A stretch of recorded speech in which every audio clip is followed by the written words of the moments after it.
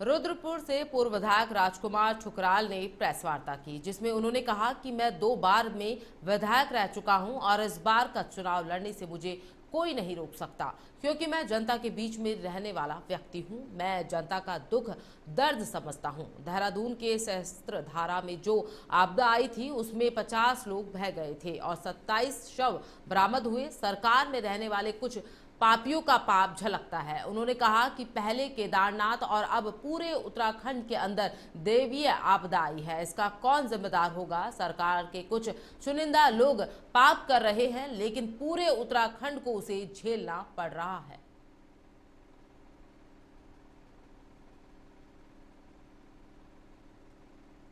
हल्द्वानी तहसील के निरीक्षण के बाद उजागर हुई हकीकत के बाद कुमाऊं कमिश्नर दीपक रावत ने कानूनगो अशरफ अली के घर छापा मारा। उसके घर में कई फाइलें और मूल रजिस्टर्ड बरामद हुए हैं। अशरफ अली से ही तहसील चला रहा है।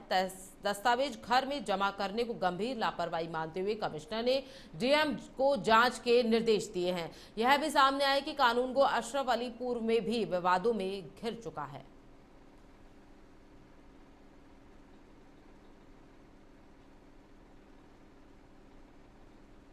ऋषिकेश की सड़कों पर राम, लक्ष्मण, हनुमान और सीता का रूप धरे कलाकार जब कोतवाली पहुंचे तो माहौल देखते ही बन गया।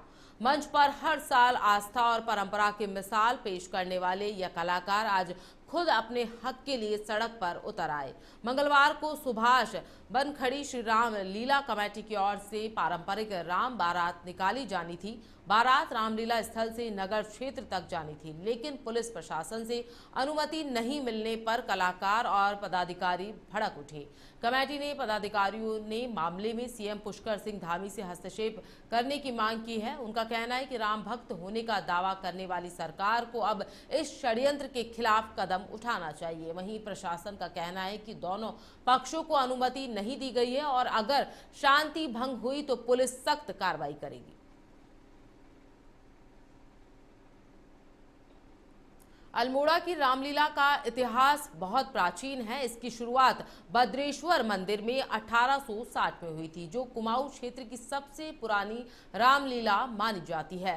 पहले बद्रेश्वर से शुरुआत हुई, इसके बाद नंदा देवी परिसर में आयोजित होती है। इसके साथ ही नगर के कर्नाटक खोला, धारानौल, हुक्का क्लब, राजपुरा के साथ अब कई स्थानों पर मनाई जाती है। अल्मोड़ा की रामलीला अपनी अनूठी संगीत शैली, कलाकारों द्वारा स्वयं गायन और सामाजिक संदेशों के लिए जानी जाती है, जिसमें मुस्लिम समुदाय भी पुतले बनाने में सहयोग करता है। संगीत और गायन अल्मोड़ा की रामलीला में मालकोश, बिहांग, जयजवंती जैसी रागों पर आधारित गीतों का गायन होता है। आयोजक बिट्टू कर्नाटक ने बताया कि अल्मोड़ा नगर की रामलीला पौराणिक है, जिसमें लोग पहले मशाल जलाकर रामलीला देखने आते थे। वर्तमान में अब आधुनिक उपकरणों का उपयोग कर इसमें और भव्यता आ गई है।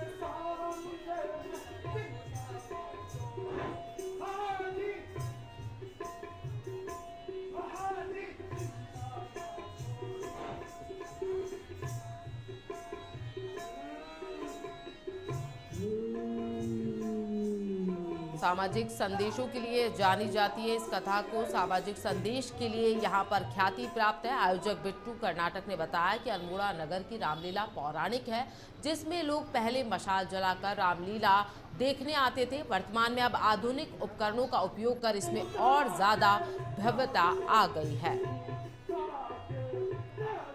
क्योंकि ऐतिहासिक है, 1860 में प्रारंभ हुई थी और तब से अनवरत रूप से अल्मोड़ा में रामलीलाएं हो रही हैं, लेकिन रूप थोड़ा सा परिवर्तित है। पहले मसाल जलाकर, छिलूके जलाकर रामलीला होती थी। भद्रेश्वर के प्रांगण में प्रारंभ हुई, अनेक स्थानों में वो रामलीला पहुंची और आज आधुनिक युग में हम नए तरीके से रामलीला कर रहे हैं। अब कॉलर माइक और ये सब व्यवस्थाएं हो चुकी हैं, लेकिन गायन शैली आज भी वही है। शास्त्रीय संगीत पर हमारी ये कुमाऊनी रामलीला है। जैसा कि सुनने में आता है पुराने लोगों से, बुजुर्गों से, यहाँ की रामलीला 150-200 साल पुरानी है, जिसमें हम लोग भी लगभग मैं अपनी बात कहूँ तो कम से कम 15 से 20 साल मुझे भी हो गए रामलीला में मंचन करते हुए। आज मैं भुवनेश्वर रामलीला कमेटी में पहली बार जो है दशरथ के रोल में हूँ। हम लोग यहाँ 1.5-2 महीने से जो है बच्चों की तालीम करते हैं, बच्चों को सिखाते हैं, खुद भी सीखते हैं। मैं ताड़िका का पाठ निभा रही हूँ आज, और मैं विगत कई वर्षों से ताड़िका का पाठ निभा रही हूँ और मुझे बहुत अच्छा लगता है स्टेज पे परफॉर्म करना। यहाँ पे हमारे भुवनेश्वर महादेव मंदिर समिति रामलीला कमेटी अल्मोड़ा कर्नाटक खोला में जो महिलाओं को ये मौका दिया गया है कि वह आगे आएँ और मंच पे अपना बेस्ट दे सकें, तो इससे हमारा आगे भी कई जगह पे कॉन्फिडेंस